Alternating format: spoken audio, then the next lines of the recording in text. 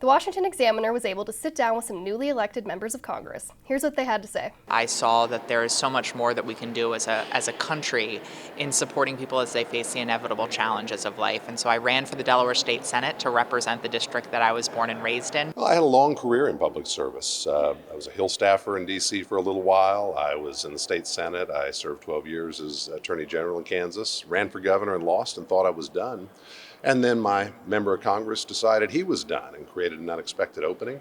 We looked at it in our family and concluded the country's got some serious challenges, and I like to think we can be helpful in trying to solve some of them. It's an honor to be the first out LGBTQ person from Texas. You know, it's our community has been under attack in the Texas legislature, and to have that juxtaposition to also win at this time is really empowering. It's an honor and it's a responsibility.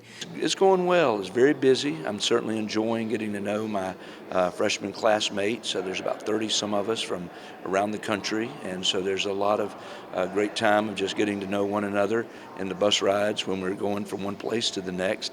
We're getting to know each other better, and of course we've been just covered up in meetings ever since we got here, going through organizational meetings for the Republican conference, and that's gone very well. There's a lot of problems in West Virginia. That's why I ran for Congress, to try to fight for the people of my district and represent them here in this city that seems to keep on giving us the short end of the stick.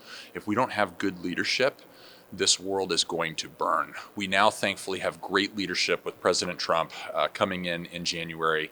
We've got the Senate, we've got the House, and I cannot wait to execute on President Trump's agenda. Both of my parents were in elected office throughout my career, or throughout my life. For the most part, my father was a state senator. He passed away. My mom has been in the state Senate since then, and she was on the city council before that. I was officially a member on Tuesday night, and right now I'm a member of Congress, which is an honor of a lifetime, as well as going through orientation with the new members for the next class. We also asked them what their goals and priorities would be for the next 2 years. What I know I want to do here is to continue my focus on lowering costs facing workers, retirees, and their families, and particularly in the spaces of healthcare, childcare, or housing. It's to fix the border, solve the crisis that's been happening down there. That's what I campaigned on, as well as fixing the economy, getting inflation under control, getting government spending under control, and getting us back on a path to a balanced budget.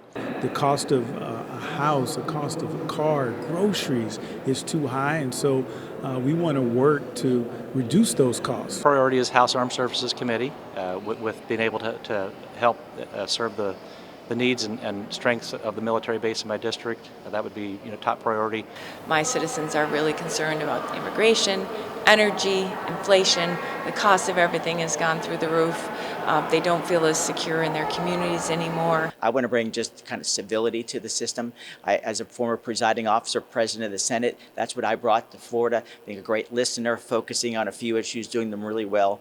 And I think that's what Washington needs to focus on. Transportation and infrastructure for Houston and my district, very important.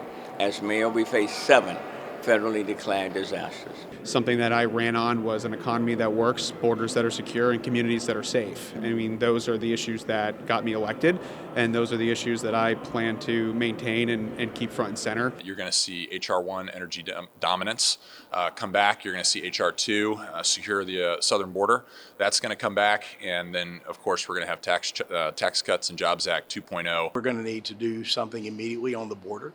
We need to stop the the flow of people coming illegally, drugs that are taking lives around this country. The challenges that families are facing today over concerns about the cost of living, safe communities, a southern border, fentanyl and drugs coming across. I mean, those are all things that really I feel I have a perspective on. Although they won't be sworn in until January 3rd, the new members are already making plans for how they'll make a big impact. Cami Mondo for the Washington Examiner.